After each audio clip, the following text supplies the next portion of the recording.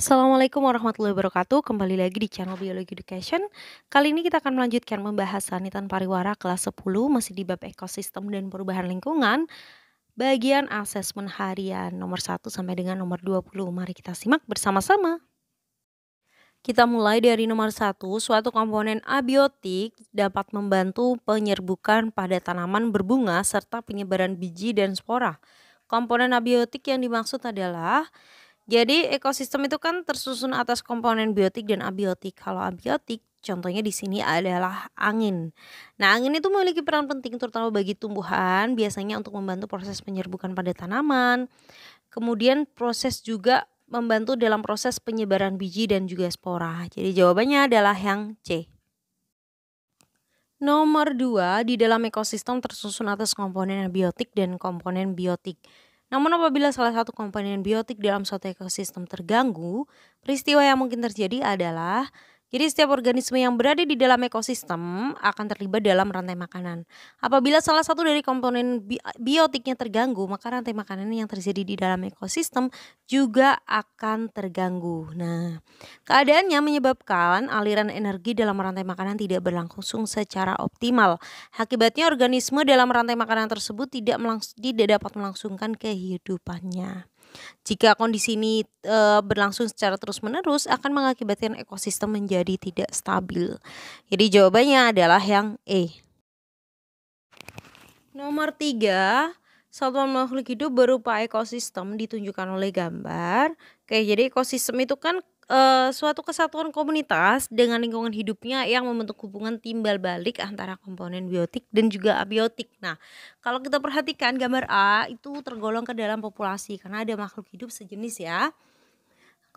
Kemudian yang B juga si populasi gajah, yang C individu, D juga individu. Sedangkan yang E, nah ini tergolong ke dalam ekosistem karena lengkap. Di situ ada airnya sebagai komponen abiotik, ada ikan, ada juga terumbu karang. Jadi dia ekosistemnya lengkap. Maka jawabannya adalah yang E. Nomor 4, jenis interaksi yang ditunjukkan oleh gambar 1 dan 2 secara berturut-turut adalah jadi gambar 1 ini menunjukkan interaksi antara kutu rambut dan juga kepala manusia. Kalau simbiosisnya berarti dia parasitisme ya. Jadi yang satunya diuntungkan, satunya dirugikan. Sedangkan gambar 2 ini interaksi antara anemon laut dan juga ikan badut.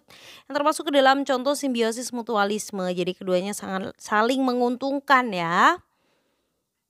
Si ikan badutnya akan memakan parasit berbahaya yang melekat pada tentakelnya anemon laut dan juga membersihkan anemon laut dari kotoran. Jadi badutnya diuntungkan karena dapat makan juga, si anemon lautnya merasa dia dibersihkan. Oke, jadi jawabannya adalah yang B. Nomor 5, dalam ekosistem persawahan terdapat jaring-jaring makanan seperti berikut. Pernyataan berikut yang menunjukkan organisme yang memiliki peran sama dengan burung X dan Y adalah, jadi burung X pada jaring-jaring makanan di soal itu kan berperan sebagai konsumen tersier. Nah, konsumen tersier itu adalah organisme yang memakan konsumen sekunder. Jadi, organisme yang berperan sebagai konsumen tersier di sini adalah si ular ya. Jadi di rantai makanan padi ulat sama padi ulat kata sama ular yang jadi tersier ularnya. Nah, kalau yang rantai makanan yang kedua di situ ada bunga sepatu, kupu-kupu, kata dan ular. Itu juga si ularnya juga. Kalau rantai makanan selanjutnya yang ence gondok, ketam, ikan gabus itu tidak ada konsumen tersiernya. Jadi kalau ya burung Y itu jaring-jaring makanan di soal berperan sebagai konsumen primer. Nah, konsumen primer itu organisme yang pemakan produsen secara langsung. Contohnya siapa? Contohnya adalah si ulat. Ya, maka jawabannya adalah yang A.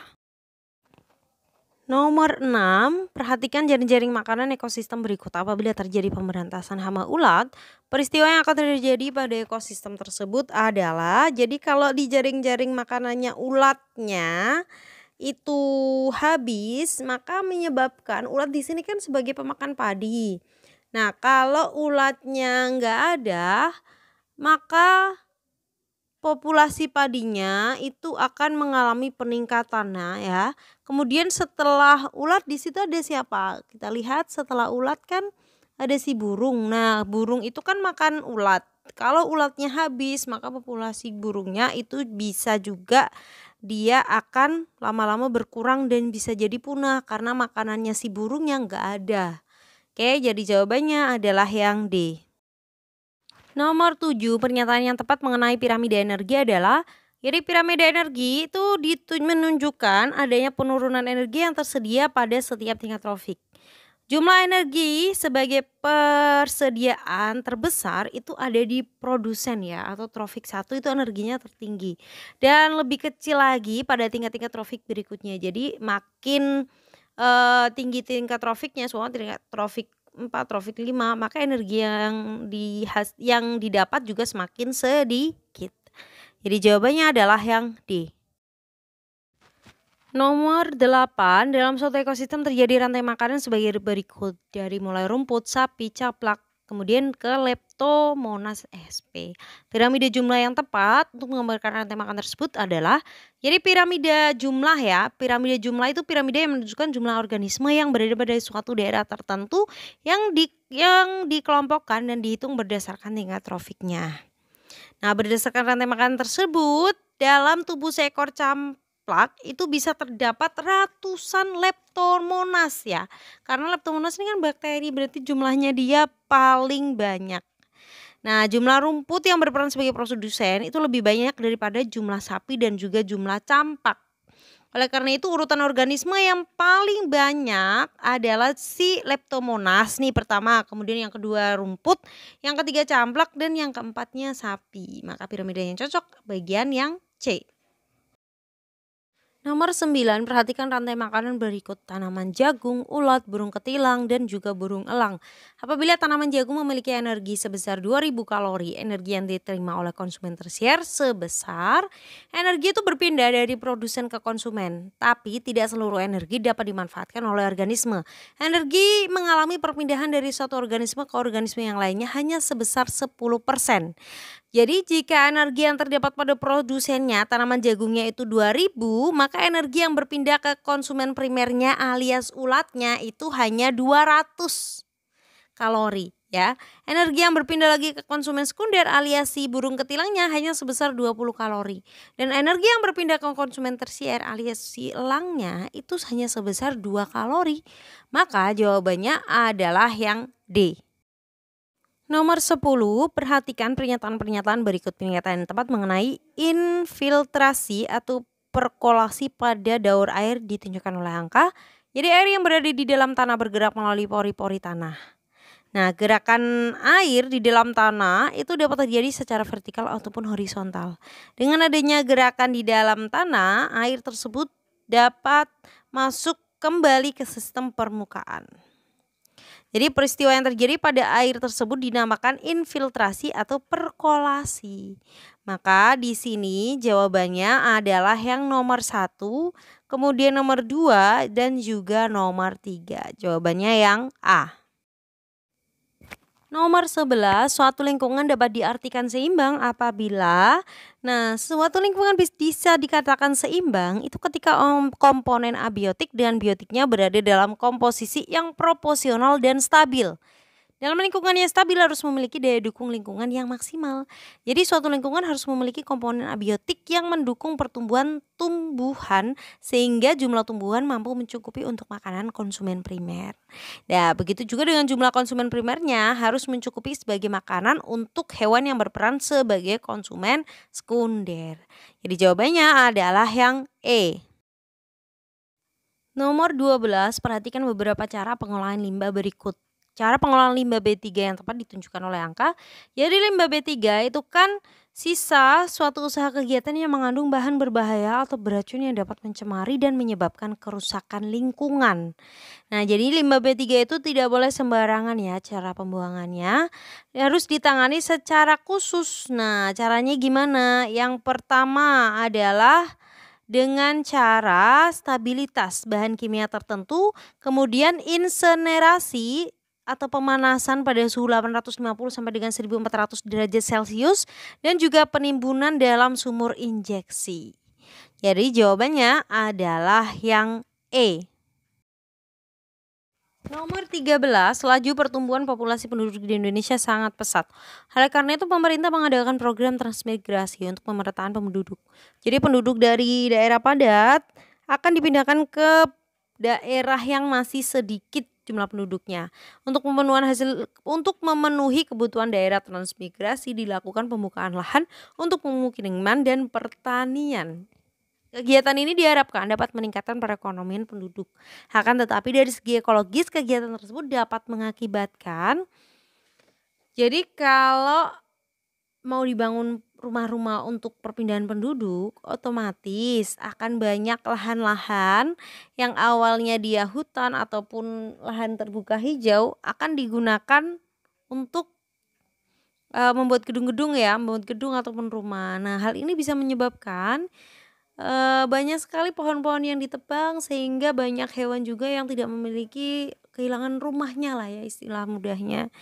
Dan ini menyebabkan hilangnya daya dukung lingkungan hutan yang menyebabkan kestabilan hutan jadi terganggu. Maka jawabannya adalah yang A. Nomor 14, suatu zat polutan bersifat sebagai pengoksidasi dan produksi proses fotokimia berdasarkan ciri-cirinya. Zat polutan yang dimaksud adalah, jadi oksidan itu kan senyawa yang memiliki sifat sebagai pengoksidasi. Nah, oksidan ini merupakan komponen atmosfer yang diproduksi pada proses fotokimia, yaitu suatu proses kimia yang membutuhkan sinar matahari untuk mengoksidasi komponen-komponen yang tidak segera dioksidasi oleh oksigen. Nah, oksidasi fotokimia yang masuk ke tubuh dalam kadar subletal itu bisa mengganggu proses pernafasan. Nah, selain itu oksidan fotokimia juga dapat mengakibatkan iritasi mata. Oke, jadi jawabannya adalah yang B. Nomor 16, perhatikan beberapa pernyataan berikut. Pernyataan yang benar mengenai limbah domestik ditunjukkan oleh angka. Ya, limbah domestik itu limbah yang berasal dari daerah pemukiman penduduk, perdagangan, bisa pasar, tempat usaha atau hotel, kelembagaan misalnya kantor-kantor pemerintahan dan juga swasta, serta tempat-tempat wisata. Nah, limbah domestik itu dapat berupa limbah padat, limbah cair. Kalau limbah padatnya berupa sampah anorganik yang tidak dapat diuraikan oleh mikroorganisme. Contohnya seperti kaleng bekas minuman, kantong plastik, botol plastik, dan lain-lain. Jadi kalau yang limbah cair itu biasanya berupa tinja, oli, cat, dan juga deterjen. Limbah ini bisa meresap ke tanah sehingga merusak kualitas yang ada di dalam tanah. Bahkan bisa juga dia membunuh mikroorganismenya. Oke, jadi jawabannya adalah yang B. Nomor 17, Pak Iksan memiliki usaha pembuatan lemari dan meja dari kayu. Dari usaha Pak Iksan tersebut akan menghasilkan limbah berupa serbuk kayu. Salah satu pegawai Pak Iksan berinisiatif mengolah limbah tersebut menjadi vas bunga dan juga topeng. Dalam proses pembuatannya, pegawai Pak Iksan mengelola terlebih dahulu limbah serbuk kayu menjadi bubur kayu agar dapat dicetak menjadi produk yang diinginkan. Proses pengolahan limbah yang dilakukan oleh pegawai Pak Iksan tersebut menerapkan prinsip, jadi dia kan intinya memanfaatkan bahan yang sebenarnya sudah dianggap limbah ya, karena itu sisa dari pembuatan meja dan juga lemari. Nah, kayu-kayunya bisa dimanfaatkan untuk membuat barang lain. Nah, ini termasuk ke dalam prinsip recycle, karena dia mengelola limbah melalui tahapan-tahapan tertentu untuk menjadi produk yang baru. Maka jawabannya adalah yang D. Nomor 18, Ridwan membawa 2 botol sampel air dari sumur yang berbeda, yaitu sumber A dan juga sumur B. Dia bermaksud menguji kandungan oksigen di dalam air menggunakan larutan metilen blue ya atau biru. Pada sampel A, setelah air ditetesi larutan metilen blue tidak menunjukkan perubahan dan tetap berwarna biru. Sementara itu pada sampel B, setelah air ditetesi larutan metilen blue menunjukkan perubahan menjadi tidak berwarna. Berdasarkan hasil yang diperoleh, Ridwan menyimpulkan bahwa jadi larutan metilen blue itu merupakan indikator untuk menguji kadar oksigen terlarut di dalam air. Larutan metilen blue dapat tetap berwarna biru jika diteteskan pada air yang kadar oksigennya tinggi, ya. Sebaliknya kalau larutan metilen blue diteteskan ke air yang kadar oksigennya rendah, maka dia akan berubah warna, warnanya hilang gitulah warnanya. Nah, air dengan kadar oksigen yang terlalu tinggi menandakan bahwa air tersebut bersih, sedangkan air yang dengan kadar oksigen rendah menunjukkan bahwa air tersebut tercemar. Maka jawabannya adalah yang D. Nomor 19, perhatikan gambar berikut. Aktivitas manusia seperti pada gambar menyebabkan. Aktivitas manusia di gambar ini menunjukkan penangkapan ikan menggunakan pukat harimau. Nah, pukat ini adalah jala yang memiliki jaring-jaring dengan lubang yang sangat kecil sehingga semua organisme yang ada di laut seperti ikan-ikan kecil bahkan terumbu karang itu akan ikut terjaring. Akibatnya apa? Proses perkembangbiakan ikan menjadi terganggu bahkan terhenti. Sehingga lama-kelamaan akan menyebabkan kepunahan karena yang masih kecil-kecil udah ditangkap semua gitu. Maka jawabannya adalah yang A. Nomor 20, salah satu upaya yang tepat dilakukan untuk mencegah terjadinya pencemaran tanah adalah jadi usaha yang bisa dilakukan untuk mencegah pencemaran tanah. Yang pertama menerapkan langkah 3R yaitu reduce, reuse dan juga recycle. Oh sorry, itu cuma 3R ya. Kalau 5R tambah replace sama repair. Nah, kalau yang selanjutnya bisa mengurangi jumlah limbah yang dihasilkan oleh industri terutama yang mengandung zat-zat kimia dan bisa juga melakukan bioremediasi. Maka jawabannya adalah yang C, mengganti tisu dengan kain lap saat membersihkan meja. Kenapa? Karena itu termasuk ke dalam contoh replace, mengganti. Kalau makin banyak si limbah tisu kita buang, maka itu juga bisa mencemari. Oke, sekian pembahasan kita kali ini. Semoga bermanfaat. Terima kasih. Wassalamualaikum warahmatullahi wabarakatuh.